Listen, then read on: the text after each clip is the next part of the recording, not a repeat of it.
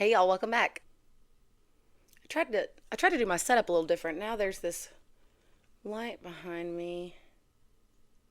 I think I'm gonna have to take that map down and change that up. Anyway, the real question is, do you want to hear a story?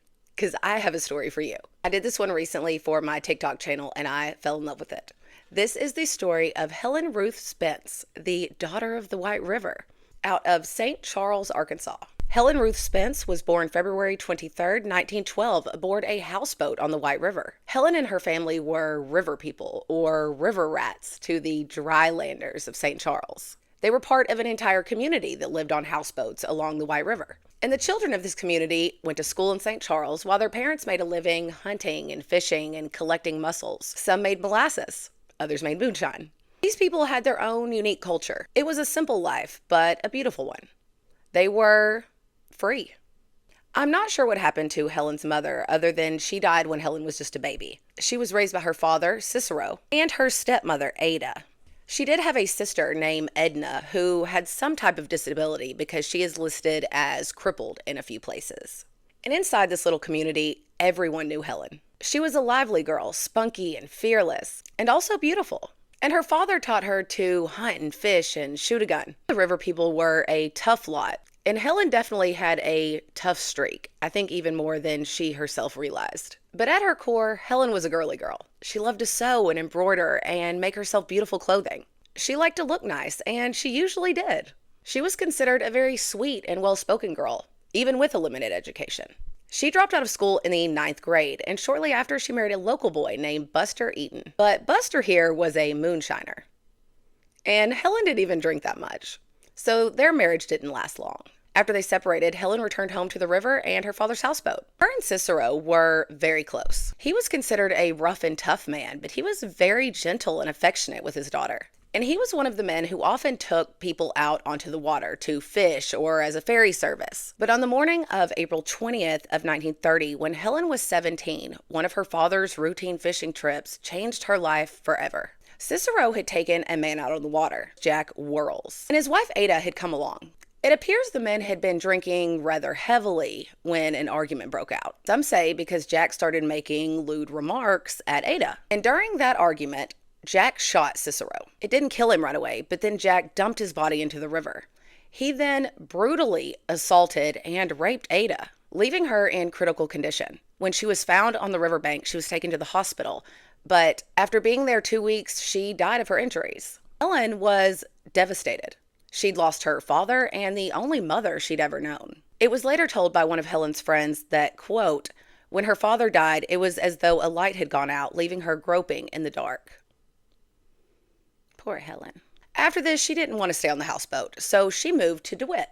She took her sister Edna with her and got a job as a waitress. Now, Jack Whirls had been arrested for Cicero's murder, and his trial began on January 19th, 1931 at the DeWitt courthouse. Helen attended that trial, dressed in a lovely red dress that she'd sewn herself, complete with a fur muff, one of those fancy hand warmers. During the trial, Jack was claiming self-defense, and as it progressed, it became pretty clear that he was probably going to get acquitted.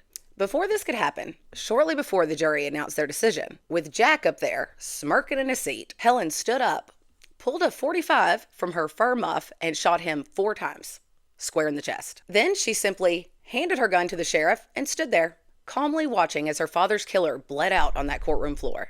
When asked later why she did it, she simply told them, "He killed my daddy." On March 31st, Helen was convicted of second-degree murder and sentenced to 5 years in prison. However, there was a public outcry on her behalf. People viewed her actions as river justice, a grief-stricken girl avenging the death of her father, a righteous action in many eyes. She was released on a $1,000 bond and continued working as a waitress. By late 1931, she was working at the White House Cafe in DeWitt. But then in March of 1932, the cafe's owner, Jim Bobitz, was found dead in his car. He had been parked down a well-known lover's lane and had been shot with his own gun.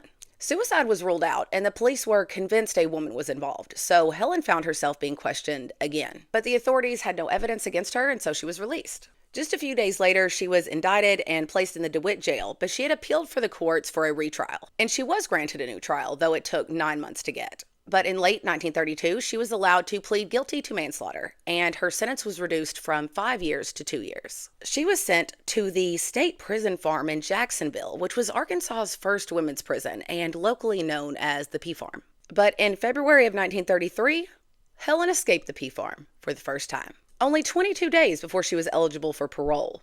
We don't know why she decided to do that then, but it is highly likely that she had a good reason. So she and another inmate named Alta Markham escaped together. Alta had already escaped once, so she was being held separately from the other women and kept in her own separate cell. So that night, as the guard was locking up all the cells, Alta asked for a cup of water. When the guard came back, Alta's cell was empty and she was gone. While searching for her, it was then discovered that Helen was gone too. Apparently, Helen had pried loose a board from the wall that Alta's lock was attached to. So when the guard left, Helen yanked that lock off the wall, and the girls went to the laundry room, stole a couple of pairs of clothes, jumped the fence, and ran. They were both discovered a few days later in Little Rock, where when they were arrested again, Helen told them that she just wanted to see the bright city lights. Despite the escape, she was paroled on June 8th of 1933, and once free, she didn't return to DeWitt, but began working in Little Rock under a false name. And then, only a few days after the start of her brand new life, Helen made a shocking decision. She strolled into the sheriff's office in Little Rock and confessed to the murder of Jim Bobitz, her old boss at that cafe. Turns out that Helen had dated Jim for a time. It was only briefly, but the older, often drunk gentleman, if you could call him that, would not leave her alone.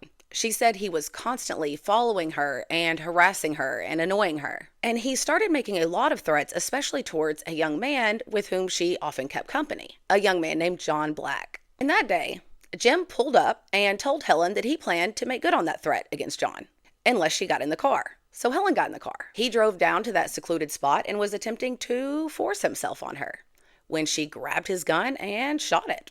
Why she decided to confess then to something that she had gotten away with was a mystery for a really long time. She told the sheriff she'd come forward because it was weighing on her conscience. But it came out years later that she may have had a different reason. Because it turned out the person who paid her initial $1,000 bond was a rich old guy in DeWitt named W.B. Graham. And this was kind of a thing back then, apparently, where rich people, mainly men, would pay the debt of female prisoners, pay for them to be released from jail, and then the woman, once released, would be required to work off the debt that she owed that person, more often than not by acting as a concubine.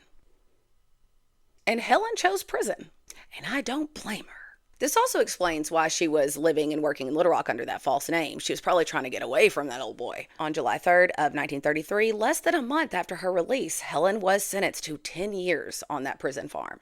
And the Jacksonville Pea Farm was a horrible place. No prison is fun, but this was known for the abuse and neglect and even trafficking of the women prisoners. They were required to do forced hard labor, and more than a few women died there.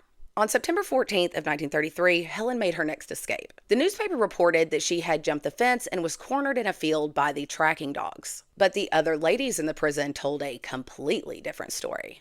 They claimed that the prison's matron routinely took the girls to Memphis to prostitute. And Helen, the clever girl, had come up with a plan. She had secretly collected red checkered napkins from the cafeteria and sewed them into the lining of her prison jumpsuit. When the girls arrived in Memphis, she simply said she needed to use the bathroom. There, she turned her clothes inside out and simply walked out of the bus station. As one of the other girls said, looking like a department store model. Unfortunately, she was quickly recaptured, and this escape attempt earned her the title of the prison's most unmanageable inmate, and the punishments for her behavior were harsh and cruel. She was stripped naked and flogged, given 20 lashes with a black snake. And Helen was a petite little thing, okay? At this point, she was a little over 5 foot tall, maybe a $120 at best. Probably closer to like 105, 110, just a little thing. So this many lashes to her little body did some damage, but that did not stop her. She escaped 3 more times between that September and November of 1933. But she received so many lashings that by that December, she had developed high fevers and kidney damage from the beatings.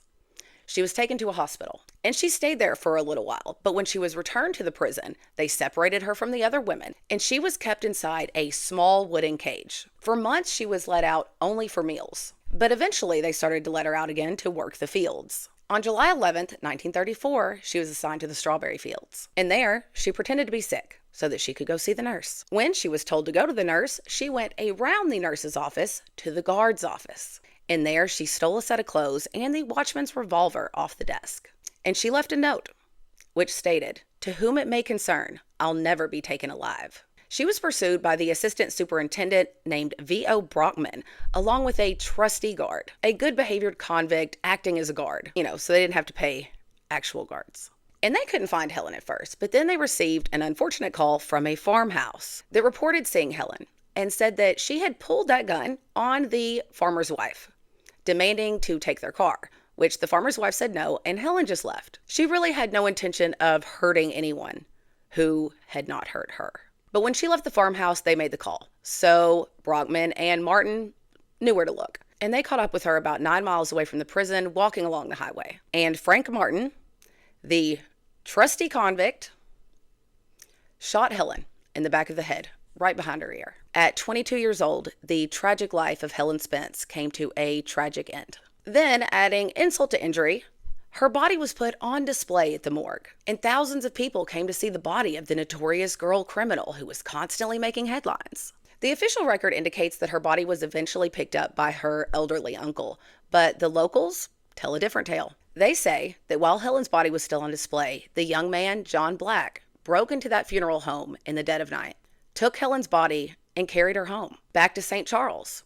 And there he buried her next to her father's grave in the pauper's field of the cemetery. And there he planted a cedar tree to mark it. As for her killers, Fred and Brockman, they ended up standing trial. Her death put into question the entire trustee system of allowing convicts to have guns to police other prisoners. And though Fred Martin claimed self-defense, Helen never drew that gun. It was still tucked securely in her waistband. So there was a lot of public outrage, and the outrage grew even more when Superintendent Brockman publicly said her death was, quote, a great weight off of his shoulders. The two were eventually acquitted, but the superintendent and his wife were forced to resign, and the prison was eventually shut down. It's completely gone now. I actually have no idea where it used to be, and I tried to find it. It's very interesting how there is little to no history left about the Pea Farm. Kind of tells you something. But we do know that around where the prison used to sit, the street names are named after women from the prison, like Helen. Not all the women who were detained here have streets, so it is safe to assume, and we are assuming, because like I said, there's little to no records left, that the women that streets are named after are women who lost their lives at this prison, like Helen. And for Fred Martin, the bastard, he was soon released from prison, and he started talking about how he made a deal with Brockman, his freedom for Helen's death. And then this man bragged about being the one to kill her. But then one day, not too many months later, Fred Martin walked into a bakery in DeWitt to buy a loaf of bread. And the woman working gave him a special loaf of bread. He went to sleep that night and he never woke up in the morning. And we call that river justice. Today, Helen does now have a gravestone at the St. Charles Cemetery, right in front of her cedar tree. And it is marked with the words, "Forget me not." And now, in July 2024, 90 years after Helen Spence walked that lonely highway, she has still not been forgotten. A lot of that is thanks to a woman named Denise Parkinson, an Arkansas native and a gifted author who wrote a beautiful book about Helen's life called The Daughter of the White River.